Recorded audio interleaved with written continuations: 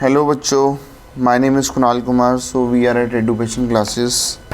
Now going to start miscellaneous exercise of chapter 2. ठीक है बच्चों, हम स्टार्ट कर रहे हैं maths class 11th chapter 2 relation functions. उसकी हम बच्चों कौन सी एक्सरसाइज कर रहे हैं? Miscellaneous exercise, right. तो we have done in the last videos exercise 2.1, 2.2, 2.3. उसमें मैंने आपको सारा रिलेशन और फंक्शन के बारे में समझाया है बच्चों. अब हम कर रहे हैं मिसलेनियस एक्सरसाइज. ठीक है. Question number 1, the relation F is defined by fx is equal to x square when x is greater than equal to 0 and less than equal to 3, और ये है 3x when x is greater than equal to 3 and less than equal to 10. ठीक है. ये f है. फिर दूसरा relation भी दिया हुआ, the relation g is defined by gx is equal to x square when x is greater than equal to 2, 0 and less than equal to 2. ठीक है बच्चों, इसको ऐसे बोलते हैं. ठीक है. फिर क्या हो गया, when x is greater than equal to 3 and less than equal to 10 the value is 3x. ठीक है. ये 2 है. ये 2 से 10 तक. ठीक है. फिर क्वेश्चन कह रहा है show that f is a function, है ना, and g is not a function. ठीक है. फंक्शन की क्वालिटी दो मैंने आपको बताई थी कि जो अगर सपोज सेट दिया होता है कि a to b है तो पहले वाले a के सारे एलिमेंट रिलेट करने चाहिए, और दूसरी कंडीशन क्या थी कि कोई भी 2x रिपीट नहीं होने चाहिए, है ना, 2x सेम नहीं होने चाहिए. चलो इसको, और ये कह रहा है कि प्रूव करो कि ये फंक्शन है और ये फंक्शन नहीं है. तो चलो मैं fx की बात करता हूँ. fx में अगर मैं इसके एलिमेंट लिखना चाहूँ, ठीक है, तो ज़रा इस रिलेशन को लिखते हैं. किस रिलेशन को? इस fx के रिलेशन को लिखते हैं. तो मैं इसको r1 बोल देता हूँ. ठीक है. तो मुझे बच्चों एक बार बताओ, अगर मैं x की वैल्यू 0 डालूंगा तो ऊपर वाले ब्रैकेट में आएगा, नीचे वाले में आएगा? सर ये कह रहे हैं x की वैल्यू अगर 0 या 0 से बड़ी है तो ऊपर वाला लेना है, और लेस देन और इक्वल टू 3 है तो ऊपर वाला लेना है. ठीक है. और नीचे वाला कब लेना है? जब x वैल्यू इक्वल टू 3 या ग्रेटर देन 3 है और लेस देन इक्वल टू 10 है. तो 0 कहाँ पे आता है बच्चों बताओ? अगर मैं 0 लूँ तो वैल्यू ऊपर वाले फंक्शन में डालूंगा, है ना, तो x स्क्वायर में डालूंगा. अगर x की वैल्यू 1 होगी तो ऊपर वाले में ही आएगा ना. तो 1 पे वैल्यू क्या आ रही है? ये मैंने 1 पे 1 आ रही है ना. अगर मैं x की वैल्यू 1 लूँगा तो ये y की वैल्यू होती है. These are the value of y, है ना. ये y fx का मतलब y होता है, तो y की वैल्यू ये है ना. अगर मैं x की वैल्यू 2 डालूंगा तो y की वैल्यू क्या होगी? 2 का स्क्वायर 4 हो गया. अगर 3 डालूंगा बच्चों, ध्यान से देखना, 3 डालूंगा तो ऊपर वाले में डालूंगा तो 3 का स्क्वायर 9 होता है. बच्चों नीचे वाले में भी डाल सकता हूँ. क्यों? क्योंकि यहाँ पे भी x इज़ इक्वल टू 3 है, यहाँ पे भी x इज़ इक्वल टू 3 है, तो 3 नीचे भी डालूंगा. अगर मैं 3 डालूंगा तो वैल्यू क्या आ रही है? सर इसमें भी 9 आएगी. तो हम 3,9 दोनों एग्जैक्टली सेम है, तो सेम को रिपीट नहीं करते, है ना. अगर 4 डालूंगा तो वैल्यू क्या आ रही है? सर 4 3 से 12. ऐसे वैल्यू डालता रहूँगा तो मेरी सारी वैल्यू ना डिफरेंट आ रही है. मतलब ऐसे मुझे लग रहा है कि मेरी कोई भी 2x की वैल्यू रिपीट नहीं कर रही, है ना. तो इसका मतलब f इज़ अ फंक्शन. ठीक है. क्योंकि पहली क्वालिटी हम सेटिस्फाई कर ही नहीं पा रही, क्योंकि हमें पता ही नहीं है ना कि किस सेट से किस सेट तक रिलेशन है. ठीक है. अच्छा, मैं R2 की बात करता हूँ. R2 मतलब g. अब बच्चों इसमें देखो, अगर मैं x की वैल्यू 0 डालूंगा तो ऊपर डाल पाऊंगा ना, क्योंकि ये कह रहा है अगर 0 से 2 तक वैल्यू है तो ऊपर डालो फंक्शन में, और अगर 2 से 10 तक है तो नीचे डालनी है वैल्यू, राइट. ये ऐसे इसको समझते हैं. तो अगर मैं 0 डालूंगा तो वैल्यू क्या होगी? 0. 1 डालूंगा तो वैल्यू क्या हो गई? 1. 2 डालूंगा तो 2 ऊपर इक्वल टू है ना, तो 2 ऊपर डालता हूँ तो 2 की वैल्यू पे 4 आ रहा है. सर लेकिन 2 तो नीचे भी आ रहा है, इक्वल टू है, देखो, है ना. तो अगर मैं नीचे डालता हूँ तो 2 की वैल्यू यहाँ पे डाल के तो 2 3 6 हो रही है. अब ये दोनों अलग अलग थे इसलिए मैंने अलग अलग लिख दिए, राइट। यहाँ पे 3,9 उधर भी नीचे भी पुट करके 3,9 ही बन रहे, तो एग्जैक्टली सेम को बार बार रिपीट नहीं करते, ठीक है। लेकिन ये सेम नहीं है एग्जैक्टली 2 4 2 6, और आगे मैं ऐसे करता चलूँगा, है ना, ठीक है। अगर चलो 3 पे डाला तो 3 पे इधर डालूंगा तो 3 3 9 हो गया, राइट। ऐसे चलता रहेगा। लेकिन यहीं पे मुझे समझ आ गया कि सर 2x की वैल्यू सेम है, ठीक है। तो आप लिख दोगे 2 हैज़ R2, ये R2 का मतलब g है ना, क्योंकि हमने g को ये R2 माना था ना, तो g is not a function, not a function because 2 has 2 images, because 2 has 2 images 4 and 6। तो ये आपने रीज़न दे दिया कि भैया ये फंक्शन क्यों नहीं है, तो ये आपने ऐसे समझा दिया। Is that clear guys? ठीक है, चलो अब हम चलते हैं नेक्स्ट क्वेश्चन नंबर 2 पे।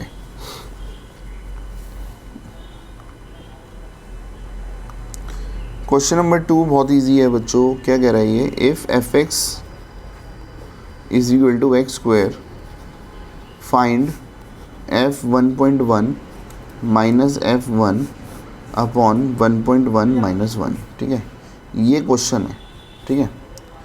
तो सर पहले तो आप ना इसको निकालने के लिए आप एक काम करो, पहले x क्या दिया हुआ है एक्स स्क्वायर, तो f1.1 निकाल लो पहले, है ना। f1.1 का मतलब क्या होता है मैंने 1000 बार बता रखा है, x के बदले 1.1 पुट कर दो पूरी इक्वेशन में, तो ये हो गया 1.1 का स्क्वायर, दैट इज़ 1.21। अच्छा सर f1 भी तो चाहिए था, तो ठीक है, जहाँ x है वहाँ 1 डाल दो, तो ये 1 का स्क्वायर हो गया, तो ये 1 हो गया, ठीक है। तो मुझे ये निकालना था, तो इसकी वैल्यू क्या हो गई, देखो f1.1 minus f1 upon 1.1 minus 1, what is the value of this. f1.1 की वैल्यू क्या आई सर, f1.1 की वैल्यू आपने निकाली 1.21, ठीक है। तो 1.21 पुट कर दो, माइनस f1 की वैल्यू क्या है सर 1, तो इधर 1 पुट कर दो, अपॉन नीचे f नहीं लिखा हुआ, समझ आ रही है, नीचे सिंपल 1.1 माइनस 1 लिखा हुआ। तो अगर 1.21 में से 1 को माइनस करता हूँ तो ये हो गया 0.21, ठीक है। और नीचे 1.1 में से माइनस 1 करता हूँ तो ये क्या हो गया 0.1, ठीक है। अब इसको सॉल्व करते हैं, सॉल्व, पॉइंट हटाया ऊपर 10 आ गया, नीचे इधर पॉइंट हटाया नीचे 100 आ गया, ये कट गया, तो ये हो गया 21/10, तो ये आंसर आ गया 2.1, ठीक है बच्चों। आई होप कि ये बातें आपको क्लियर हैं, ठीक है। तो आप इसको नोट डाउन कर लो। तो this is question number 2।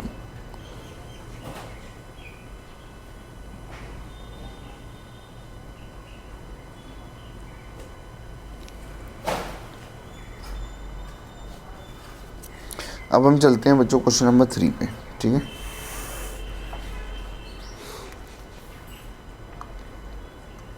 Question number 3 क्या कह रहा है, देखो, find the domain of the function, find the domain of the function f(x) is equal to x square plus 2x plus 1 upon x square minus 8x plus 12। मुझे इसका domain निकालना है। Domain का मतलब क्या होता है बच्चों, x की वैल्यूज़, है ना, जिस पे फंक्शन डिफाइंड हो। अब मैंने आपको 2 केस बताए थे सर, फंक्शन कब कब डिफाइंड नहीं होता है, अगर वो रूट वाला क्वेश्चन हो या अपॉन वाला क्वेश्चन हो, है ना। क्योंकि अपॉन में अगर नीचे 0 आ जाएगा तो नॉट डिफाइंड हो जाएगा, रूट में माइनस आएगा तो नॉट डिफाइंड हो जाएगा। तो इसका मतलब नीचे अपॉन वाला क्वेश्चन है ना, ये अपॉन वाला क्वेश्चन है, तो नीचे 0 नहीं होना चाहिए, ठीक है। इसका मतलब नीचे 0 कब होगा, अगर सपोज़ इसको मैं लेट कर लेता हूँ 0, इसको सॉल्व करता हूँ, splitting middle term x square minus x minus 2x plus 12। अब मुझे उम्मीद है कि आप सबको स्प्लिटिंग तो आती है, राइट। एक्स माइनस 6, फिर ये minus 2 x minus 6 is equal to 0, तो ये x minus 2 x minus 6 is equal to 0, ठीक है। तो इसका मतलब अगर x की वैल्यू 2 होगी या x की वैल्यू 6 होगी तो ये वैल्यू 0 हो जाएगी। इसका मतलब अगर मैं आपको बोलूँ कि डोमेन क्या है, तो सर डोमेन का मतलब है आप कुछ भी वैल्यू रखो, बट अगर आपने 2 और 6 रखा तो ये 0 हो जाएगा, और नीचे 0 नहीं चाहिए, नहीं तो नॉट डिफाइंड हो जाएगा। इसका मतलब पूरे रियल नंबर में से आप माइनस कर दो 2 और 6, तो हम इसको ऐसे शो करते हैं, ठीक है। तो मेरा डोमेन मतलब x की क्या क्या वैल्यू रख सकता हूँ सर, कुछ भी रखो, लेकिन बस नीचे ज़ीरो नहीं होना चाहिए, और नीचे ज़ीरो कब होगा, 2 और 6 पे। इसका मतलब रियल नंबर में से 2 और 6 माइनस कर दो तो वो आपका डोमेन हो गया, ठीक है। This is question number 3। अब हम चलते हैं बच्चों क्वेश्चन नंबर 4 पे। क्वेश्चन नंबर 4, क्वेश्चन 4 क्या कह रहा है, find the domain, find the domain and range of the real function f defined by fx is equal to root x minus 1, ठीक है, defined bye fx is equal to root x minus 1, ठीक है। Solution. अब बच्चों मुझे आप एक बात बताओ, ठीक है, आपको पता है ना डोमेन का मतलब क्या होता है और रेंज का मतलब क्या होता है। डोमेन का मतलब क्या होता है, बार बार हम रिवाइज करते चलेंगे ताकि आप भूलो ना। तो डोमेन का मतलब होता है एक्स की वो वैल्यू जिसको डालकर वाई की कुछ ना कुछ वैल्यू आए, बस नॉट डिफाइंड ना आए, ठीक है। चलो वैसे मैं आपको समझाता हूँ क्वेश्चन नंबर 4 जो है, तो अगर मैं इसमें डोमेन की बात करूँ, ठीक है, तो ये कब डिफाइंड होगा, जब रूट के अंदर वाली चीज़ नेगेटिव नहीं होनी चाहिए, है ना। तो डोमेन के लिए मैं क्या कर रहा हूँ, x minus 1 should be greater than equal to 0, है ना, नेगेटिव नहीं होनी चाहिए, मतलब ये अंदर वैल्यू या तो 0 या 0 से बड़ी हो। तो ये तो क्लियर हो गया, x is greater than equal to 1, ठीक है। तो इसका मतलब क्या हो गया, डोमेन, है ना, और कोई कंडीशन है ही नहीं। तो डोमेन का मतलब क्या हो गया, 1 से लेकर इन्फिनिटी तक, और 1 इंक्लूडेड है तो ये डाल दिया और ये हो गया, तो दिस इज माई डोमेन, ठीक है। सर रेंज कैसे निकालेंगे, तो चलो रेंज को निकालते हैं, ठीक है। रेंज का मतलब होता है y की वैल्यूज़, तो ये मुझे निकालना है। तो y की वैल्यू क्या क्या है, y देखो fx मतलब y होता है ना, y is equal to root x minus 1 दिया हुआ है, ठीक है। अगर मैं स्क्वायरिंग बोथ साइड करूँ तो ये हो गया y square is equal to x minus 1, ये हो गया y square plus 1 is equal to x, है ना। अब बच्चों देखो यहाँ पे दिया हुआ x is greater than equal to 1, है ना। तो मैं अगर ये बोलूँ x is greater equal to 1 और इधर x के बदले मैं ये लिख दूँ, कोई दिक्कत तो नहीं है ना। तो इसका मतलब y square plus 1 should be greater equal to 1, ये यहाँ से लेके आ रहा हूँ ना। क्यों, क्योंकि x के बदले मैंने ये लिख दिया है तो मैंने इसी में सब्स्टिट्यूट कर दिया है। तो y square plus 1 is greater equal to 1। तो क्योंकि y की वैल्यू निकालनी है, रेंज का मतलब set of values of y, right. तो वाई स्क्वायर क्या हो गया, ग्रेटर देन इक्वल टू 0, तो y क्या हो गया, ग्रेटर इक्वल टू 0। तो सिंपल हो गया, रेंज क्या हो गई, रेंज मेरी 0 या 0 से बड़ी, तो 0 से इन्फिनिटी, और 0 इंक्लूडेड है क्योंकि इक्वल टू का साइन है, और इन्फिनिटी हमेशा ओपन ब्रैकेट में आता है, सिंपल, ठीक है। This was question number 4। Now let us move to question number 5, ठीक है। चलो नेक्स्ट पेज में चलते हैं, क्वेश्चन नंबर 5। क्वेश्चन 5 क्या कह रहा है बच्चों, find the domain and range, find the domain and range of real function, ठीक है। एफ एक्स क्या दिया हुआ है, वो फंक्शन मॉड में x माइनस 1, ठीक है। बच्चों एक बार बताओ, ना तो ये रूट वाला क्वेश्चन है, अपॉन वाला क्वेश्चन है, तो x की कोई सी ऐसी वैल्यू होगी जिसमें नॉट डिफाइंड होगा। सर ऐसी कोई वैल्यू हो ही नहीं सकती इसमें। तो मैं आपको बता रहा हूँ कि भैया इसका जो डोमेन है ना, वो आप डायरेक्टली ले दो r, इसमें कोई कन्फ्यूजन ही नहीं है ना। कन्फ्यूजन कब होती है, रूट वाले क्वेश्चन में नेगेटिव आ जाए, या अपॉन वाले क्वेश्चन में, है ना, सपोज अपॉन वाले क्वेश्चन में नीचे 0 आ जाए, तो ये पंगा होता है। ना तो ये रूट वाला क्वेश्चन है, अपॉन वाला क्वेश्चन, एक्स की वैल्यू आप कुछ भी डालो, नेगेटिव पॉजिटिव पॉइंट वाले कुछ भी डालो, ठीक है। तो ये डोमेन क्या हो गया, आर हो गया, राइट। आर मतलब रियल नंबर, एनीथिंग, ठीक है। सर रेंज कैसे निकालेंगे, चलो रेंज का मतलब क्या हो गया, देखो मॉड का मतलब होता है सारी वैल्यू पॉजिटिव आएंगी। इसका मतलब मॉड का मतलब ये x माइनस 1 जो है, ठीक है, ये क्या है, इसकी वैल्यूज़ क्या होंगी, इसकी वैल्यू हमेशा ग्रेटर देन इक्वल टू 0 होंगी। मॉड का मतलब यही होता है। आपको दोबारा से बता दूं, अगर मॉड में -2 डालते हो तो आंसर 2 आ जाएगा, मॉड में 2 डालोगे तो 2 आएगा, ठीक है। मॉड का 0 क्या होता है, 0। इसका मतलब ग्रेटर देन इक्वल टू 0 होती है वैल्यू, ठीक है। इसका मतलब ये क्या है, यही तो एफ एक्स है, यही तो y है, तो y is greater equal to 0। तो y की वैल्यू क्या है, 0 या 0 से बड़ी, तो 0 से इन्फिनिटी तक, 0 इंक्लूड है, हाँ, इन्फिनिटी ओपन है, ठीक है। This is question number 5, right. अब चलते हैं बच्चों क्वेश्चन नंबर 6 पे, ठीक है। क्वेश्चन नंबर 6 पे चलते हैं और क्वेश्चन 6 क्या कह रहा है, let f is equal to x comma x square upon 1 plus x square. ठीक है, ये ऐसे दिया हुआ है, एक्स कॉमा वाई का फॉर्मेट है, इसका मतलब वाई की वैल्यू दी हुई है। ठीक है, और where x belongs to R. ठीक है, ये कह रहा है बी अ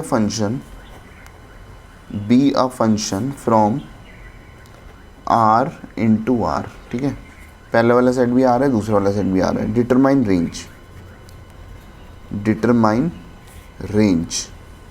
रेंज निकालनी है हमें। ठीक है, चलो अब रेंज कैसे निकालेंगे, तो रेंज निकालने के लिए हमें पहले तो नेक्स्ट पेज उठाते हैं बच्चों।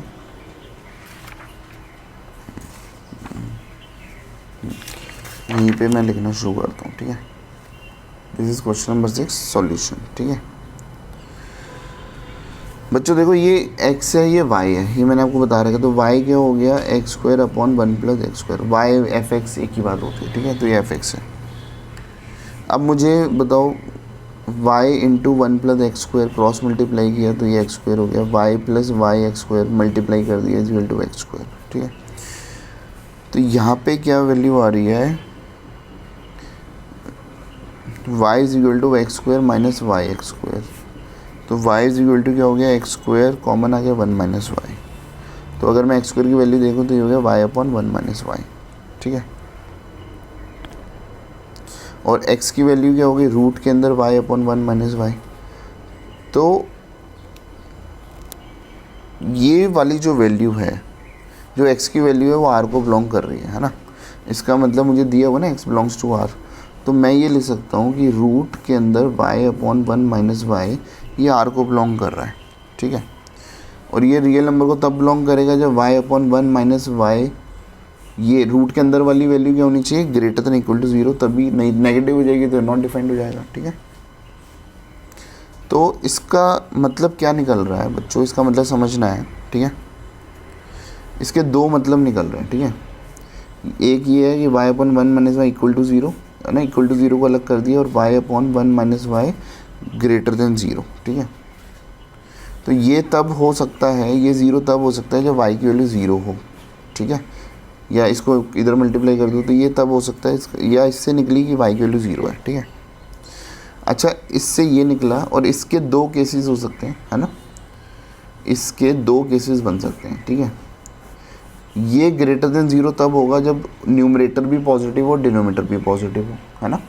इसका मतलब y भी ग्रेटर देन 0 हो, 1 माइनस वाई भी ग्रेटर देन 0 हो, या दोनों नेगेटिव हो। आपको पता है ना, अगर ऊपर भी नेगेटिव है नीचे भी नेगेटिव है, सब नेगेटिव है सब नेगेटिव, तो नेगेटिव कट के पॉजिटिव हो जाएगा। इसका मतलब या तो y भी लेस देन 0 हो या 1 माइनस वाई भी लेस देन 0 हो। तो दो केस इसके बन रहे हैं। ठीक है, ठीक है, अब ये है ये दो कंडीशन बन रही है ना। अब इससे क्या निकल रहा है कि भैया y ग्रेटर देन 0 है, और y को उधर ले जाता हूँ तो ये क्या हो गया, देखो इसको मैं यहाँ पे लिख के बता दूँ। देखो 1 minus y is greater than 0, तो 1 इज़ ग्रेटर देन y को इधर ले जाऊँ तो y इज़ लेस देन 1। ठीक है, तो y लेस देन 1, तो y 0 से बड़ा है और लेस देन 1 है ना। इससे ये निकल के आ रहा है, राइट। इससे क्या निकल के आ रहा है, ठीक है, एरो मार देता हूँ। इससे क्या निकल के आ रहा है कि y इज़ लेस देन 0, और y को इधर ले जाऊँ तो देखो वही वाली कहानी, 1 इज़ लेस देन y, तो y इज़ ग्रेटर देन 1 है ना। इससे ये निकल के आ रहा है ना। सर ये दोनों बातें इकट्ठे नहीं हो सकती। आप बताओ कोई भी ऐसी वैल्यू है जो 0 से छोटी हो और 1 से बड़ी हो, दोनों कंडीशन सेटिस्फाई हो, तो सर ये तो कोई कंडीशन ही नहीं है, तो बकवास है ना। ऐसा कोई वैल्यू हो ही नहीं सकती। तो इसका मतलब ये मेरा आंसर है। ये आंसर क्या कह रहा है कि y की वैल्यू 0 से बड़ी और 1 से छोटी हो, तो इसका मतलब y should be greater than equal to 0 and less than equal to 1, है ना। और यहाँ पे जो कंडीशन आई थी ये भी सेटिस्फाई करनी चाहिए। तो इन दोनों कंडीशन का जो इंटरसेक्शन है, ये इक्वेशन 1 है, ये दोनों कंडीशन सेटिस्फाई होनी चाहिए। तो from 1 and 2, from equation 1 and 2, तो देखो ये कह रहा है y 0 होनी चाहिए, इसमें भी ये आ रहा है कि y 0 होनी चाहिए, तो इसका मतलब ये तो इसमें ऑलरेडी है ही। तो अगर मैं आपसे बोलूँ y की वैल्यू क्या है, तो y की वैल्यू फाइनली ये आ रही है। ठीक है, तो इसका मतलब मैं अगर आपसे बोलूँ रेंज क्या है, तो रेंज है 0 से 1 तक, दोनों भी वैल्यू 0 से 1 अच्छा सॉरी ये बच्चों मैंने ये इक्वल टू गलती से लगा दी है। ये इसका मतलब ये है कि y जो 0 से बड़ा है, क्योंकि इधर इक्वल टू थोड़ी लगा हुआ है, y 0 से बड़ा है 1 से छोटा है, ठीक है। तो मैं इसको दोबारा काट के बताता हूँ यहाँ से, है ना। तो मैं लिख रहा हूँ फ्रॉम इक्वेशन 1 एंड 2, ठीक है।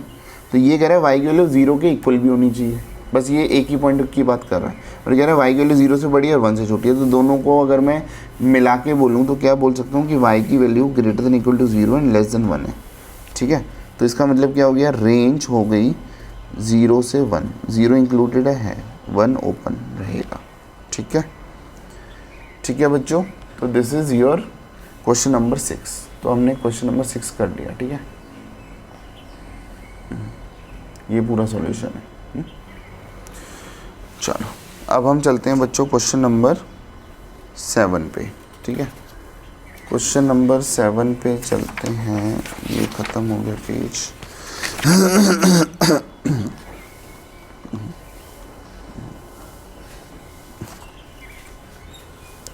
क्वेश्चन 7, ठीक है। लेट एफ फंक्शन है, मतलब एफ एक्स दिया हुआ है, देखो एक्स प्लस 1 दिया हुआ है, जी एक्स आपको दिया हुआ है 2x माइनस 3। बहुत ईजी क्वेश्चन है, इसमें कुछ है ही नहीं। कह रहा है फाइंड एफ प्लस जी, एफ माइनस जी, एफ अपॉन जी, है ना। ये तीन चीज़ें बता रहे हैं, तो कोई दिक्कत नहीं है। एफ प्लस जी बोलो या एफ प्लस जी एक्स बोलो, एक ही बात है, ठीक है, राइट। एफ माइनस जी बोलो, एफ माइनस जी एक्स, एक ही बात है। कि मतलब ये कह रहा है कि एफ माइनस जी फंक्शन है जिसका वेरिएबल एक्स है, ठीक है। तो इसको बोलो या इसमें ऐसे एक्स वेरिएबल शो कर दो, तो एक ही बात है, क्योंकि एक्स वेरिएबल है, राइट। ठीक है बच्चों, चलो अब मुझे बताओ एफ प्लस जी का मतलब दोनों को ऐड कर दो, कोई दिक्कत ही नहीं है। X plus 1 plus 2x minus 3 क्या हो गया, 3x माइनस 2 हो गया। इसको माइनस करना है एक्स प्लस 1 और माइनस 2x माइनस 3। तो मैं हमेशा ब्रैकेट यूज़ करता हूँ अगर माइनस वाला चीज़ आ जाती है, ताकि गलतियाँ ना हो। तो माइनस 2x प्लस 3 हो गया, तो इसका आंसर हो गया माइनस एक्स प्लस 4। इसको अपॉन कर दिया, तो ये तो कुछ सॉल्व ही नहीं हो रहा, ठीक है। बस इस बात को मेंशन हम कर देंगे कि जो x की वैल्यू है that should not be equal to 3/2। क्यों, क्योंकि नीचे वाली वैल्यू 0, देखो इसको पहले 0 इक्वेट कर दो, तो x की वैल्यू क्या आ रही है, 3/2 आ रही है। इसका मतलब अगर x की वैल्यू 3/2 होगी तो नीचे वाली 0 हो जाएगी, 0 पे नॉट डिफाइंड हो जाएगा, तो फंक्शन नॉट डिफाइंड नहीं होना चाहिए। इसका मतलब आप इसको मेंशन करोगे, ठीक है। ठीक है बच्चों, चलो अब हम चलते हैं क्वेश्चन नंबर 8 पे। इजी एक्सरसाइज है, कोई दिक्कत नहीं है इसकी। ये कह रहा है let f is equal to 1,1 2,3 0,-1 and -1, -3, ठीक है। Be a function from z to z, मतलब पहला वाला डब्बा भी z है, दूसरा वाला भी z है, ठीक है। Defined by f x is equal to a x plus b, ठीक है। कह रहा है फाइंड ए एंड बी, ठीक है, फाइंड ए एंड बी। देखो इसको कैसे सॉल्व करें, बहुत इजी है। एफ एक्स क्या दिया हुआ है, ये दिया हुआ है। एफ एक्स का मतलब होता है वाई, ठीक है बच्चों। और आपको पता है ये एक्स होता है, ये वाई होता है, ये एक्स होता है, वाई होता है ना। एक्स कॉमा वाई की फॉर्मेट होता है। तो एक बार मैं एक्स के बदले 1 पुट कर देता हूँ, तो a इंटू 1 प्लस बी, और y की वैल्यू क्या है 1, तो y की वैल्यू 1 है ना। तो ये इक्वेशन हो गई, तो 1 is equal to a plus b हो गया, है ना। This is equation 1। ऐसे दूसरी में पुट कर देता हूँ, है ना, 2 3 पुट कर दो, तो y के बदले 3 पुट करो और x के बदले 2 पुट करो, तो ये हो गया 2a प्लस बी, ठीक है। तो क्या हो गया, 2a plus b is equal to 3, और ये हो गया a plus b is equal to 1। Elimination method लगाते हैं, कोई दिक्कत नहीं है। तो ये हो गया a की वैल्यू 2 हो गई, a की वैल्यू 2 इसमें डाली, तो b की वैल्यू क्या हो गई 1 हो गई, है ना, 10th क्लास, राइट। तो a की वैल्यू 2 हो गई, b की वैल्यू, a की वैल्यू 2 है तो b की वैल्यू -1 आ रही है, ठीक है। तो ये आपके 2 आंसर आ गए, सिंपल, ठीक है। क्वेश्चन नंबर 8 हो गया।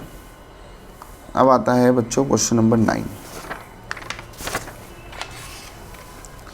क्वेश्चन नंबर 9 थोड़ा ध्यान से सुनना है, क्योंकि इसमें 12th क्लास का कंसेप्ट यूज़ हो रहा है, ठीक है। ये कह रहा है let R be a relation let R be a relation from N to N, है ना, natural number to natural number. लेकिन सर एक बात आप इधर बताओ, अगर हम पुराने क्वेश्चन पे चलें, आप हमें ये बताओ कि ये z टू z है, तो ये फंक्शन कैसे हुआ? z का मतलब क्या होता है? 0 1 2 3 -1 -2 एंड ये इधर पूरे जाते रहेंगे ना। तो आपने ये बोला था हर एलिमेंट रिलेट करना चाहिए, इधर तो 1 रिलेट कर रहा है, 2 रिलेट कर रहा है, 0 रिलेट कर रहा है, -1 रिलेट कर रहा है ना। तो बाकी तो एलिमेंट छूट गए ना, तो फंक्शन कैसे हुआ? बच्चों ये कह नहीं रहा कि ये आपको फंक्शन दिया हुआ है, ठीक है। ये पता क्या कह रहा है? ये कह रहा है मैंने कुछ ऑर्डर्ड पेयर दिए हैं, सारे नहीं दिए, कुछ ऑर्डर्ड पेयर दिए हैं, ठीक है। तो इससे कंफ्यूज नहीं होना है। चलो अब हम क्वेश्चन नंबर 9 पे चलते हैं। 9 कह रहे हैं let R be the relation from N to N defined by R is equal to A comma B such that A B belongs to N and A is equal to B square. ये कह रहा है are the following true, are the following true. चलो solution करते हैं। First part कह रहा है A comma A belongs to R for all A belongs to N, है ना। मतलब ये कह रहा है कि भैया ए जो है वो एन को बिलोंग, नेचुरल नंबर है। देखो ट्रू तभी होगा बच्चों जब सारे केस में ट्रू होगा। अगर एक भी केस ऐसा मिल गया जिसमें फॉल्स है तो हम फॉल्स बोलते हैं, ठीक है। तो ट्रू कब होगा? जब कोई भी केस ही नहीं मिल रहा जिसमें फॉल्स है, राइट। मैंने बहुत ट्राई किया बट कोई केस मिल ही नहीं रहा जिसमें फॉल्स हो रहा है, तो ही ट्रू बोलेंगे। अगर एक भी केस मिल गया जिसमें फॉल्स है तो वो फॉल्स माना जाएगा, वो ट्रू नहीं माना जाएगा, ठीक है। अब देखो अगर मैं इसमें ये फंक्शन है ना हमारा ए इक्वल टू बी स्क्वायर, अगर मैं सपोज 1,1 है ना, ए कॉमा है, दोनों सेम लेने हैं, तो क्या 1,1 आर को बिलोंग कर रहा है? सर चेक करो, क्या 1 इज इक्वल टू ए को 1 रखो और बी ये बी है ना, बी को 1 रखो तो बी, तो ये ट्रू है। हाँ सर 1 इज इक्वल टू 1 ये ट्रू है ना, ठीक है। अगर मैं 2,2 लेता हूँ, दोनों वैल्यू सेम लेनी है ना, तो ये ए हो जाएगा बी हो जाएगा। अब इसमें पुट करो ए और बी में, है ना। ए की वैल्यू 2 है और बी की वैल्यू 2 का स्क्वायर है, तो 2 इज इक्वल टू 4 होता है? नहीं सर ये तो गलत आ रहा है। इसका मतलब क्या 2,2 हमारे रिलेशन को बिलोंग कर रहा है? No sir it doesn't belong to our relation. इसका मतलब फॉल्स आ गया ना, तो इसका मतलब फर्स्ट वाला जो पॉइंट है वो क्या है? फॉल्स। बस आपने ऐसे ही लिख देना क्योंकि आपने एग्जाम्पल दे दिया, ठीक है।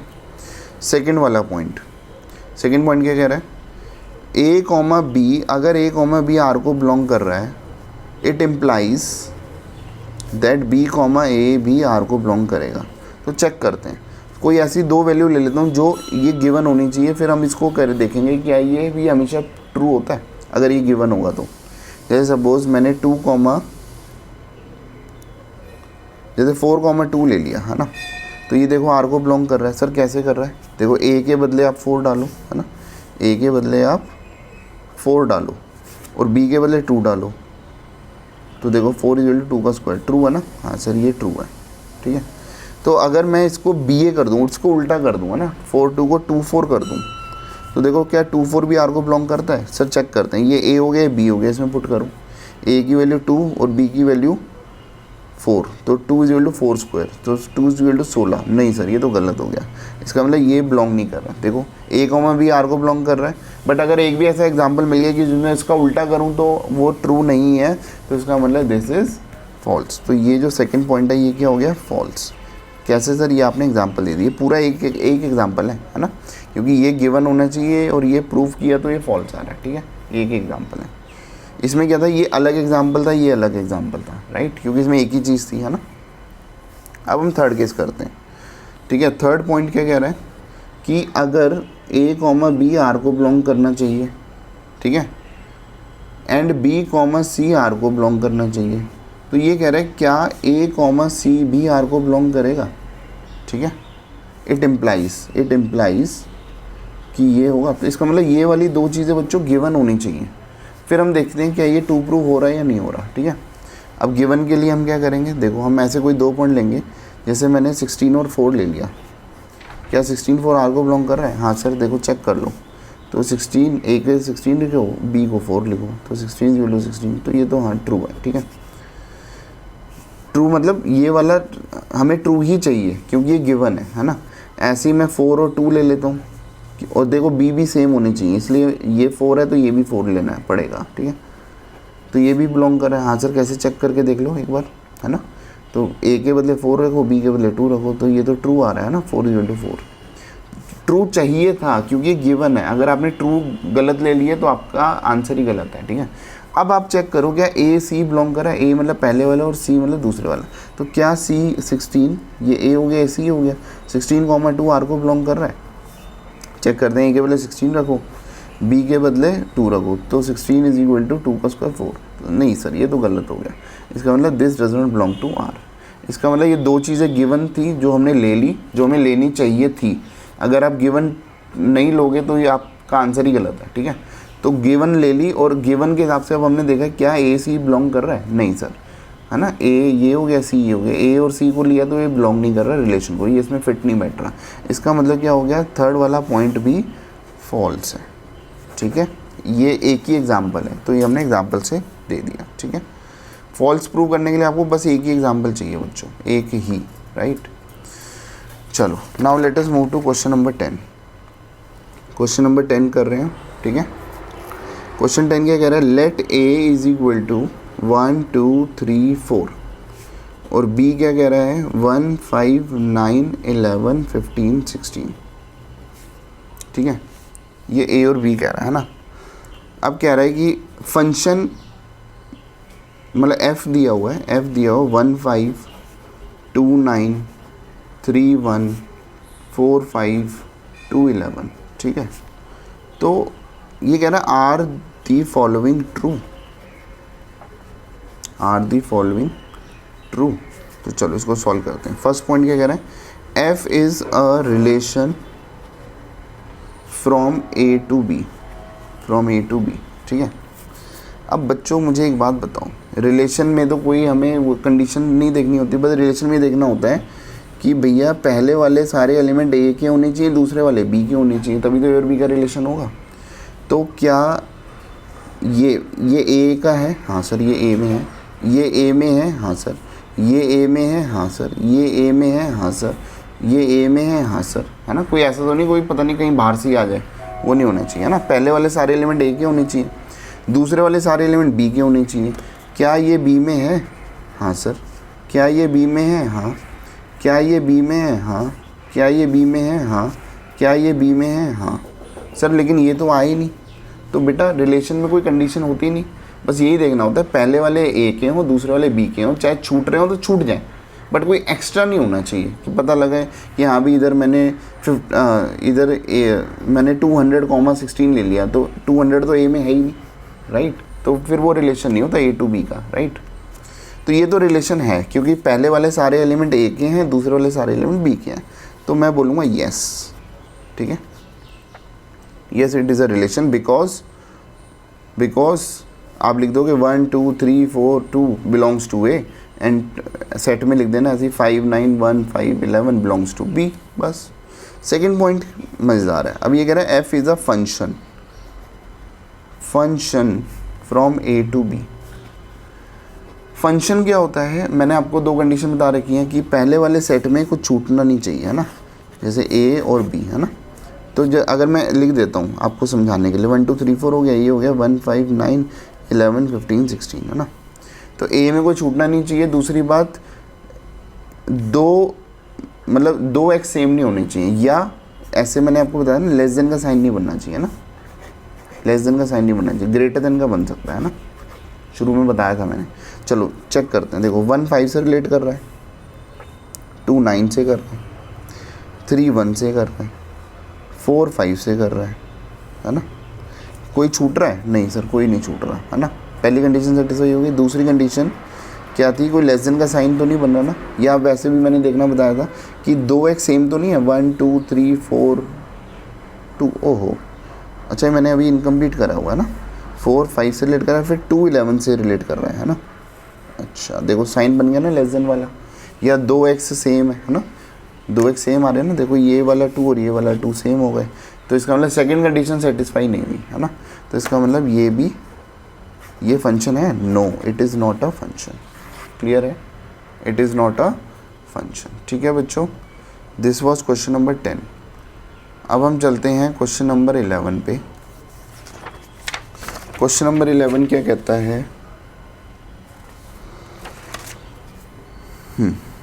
Question number 11, let f be a subset, let f be a subset of z into z defined by f a b comma a plus b such that a comma b belongs to z। ठीक है, is f a function from z to z। ठीक है, justify your answer, ठीक है। ठीक है बच्चों, ये बातें क्लियर हैं।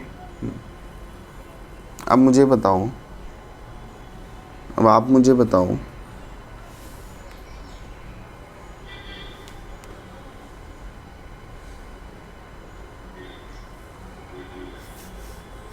क्या ये फंक्शन है? चलो, अगर मैं सपोज ए को 1 ले लेता हूँ, है ना, और बी को मैं 4 ले लेता हूँ। ठीक है, सपोज ए को 1 ले लिया, बी को 4 ले लिया।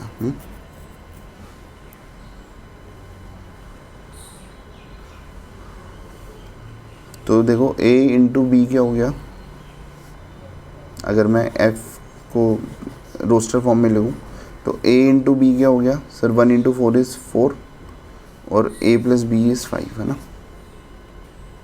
ठीक है,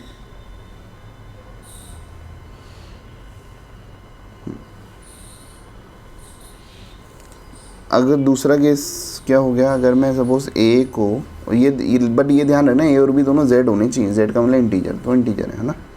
a को 2 ले लिया और b को भी अगर मैं 2 ले लेता हूँ।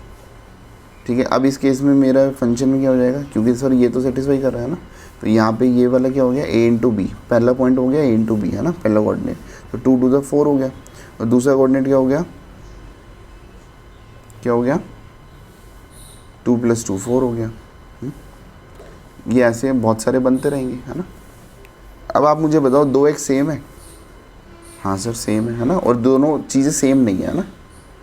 मतलब अगर सपोज ये भी 4 5 ये भी 4 5 बनता तो मैं लिखता ही नहीं इसको, लेकिन दोनों अलग अलग हैं, 4 5 4 4 अलग अलग है ना, बट दोनों के x सेम है। तो अब आप बोलोगे 4 has, it is not a function,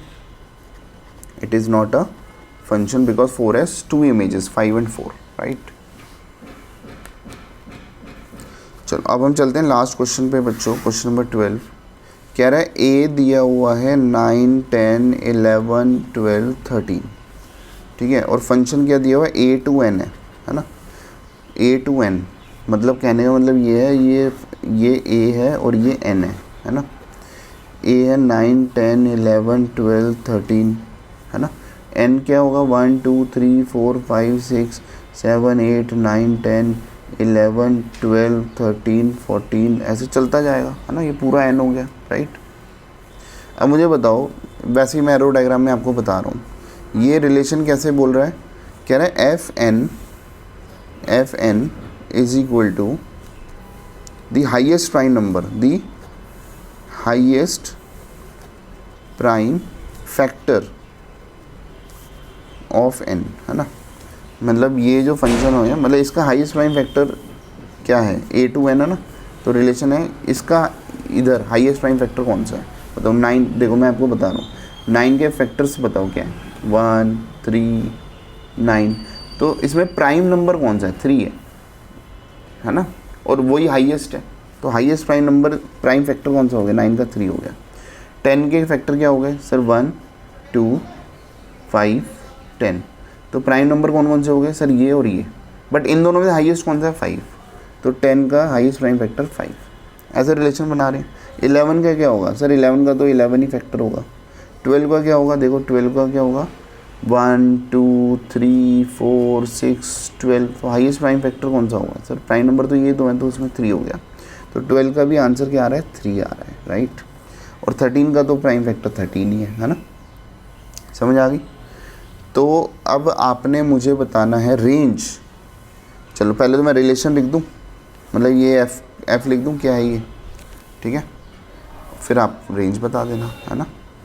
तो f क्या है, देखो 9 3 से रिलेट कर रहा है, 10 5 से, 11 11 से, 12 3 से, 13 13 से। तो रेंज क्या होती है, बाद वाली वैल्यूज़, है ना, ठीक है। तो अगर मैं आपसे बोलूँ कि भैया रेंज क्या है आप बताओ, तो आप बोलोगे 3 5 11, 3 ऑलरेडी लिख दिया, फिर 13, ठीक है। ठीक है बच्चों, this is the range. So we have done our exercise miscellaneous and with this we have finished our chapter. तो बच्चों हम बहुत ज़्यादा मेहनत करवाते हैं, बहुत अच्छे कंसेप्ट क्लियर करवाते हैं। If you like our videos, ठीक है, अगर आपको समझ आ रहा हो, please do join education classes if you want to become topper. Thank you so much.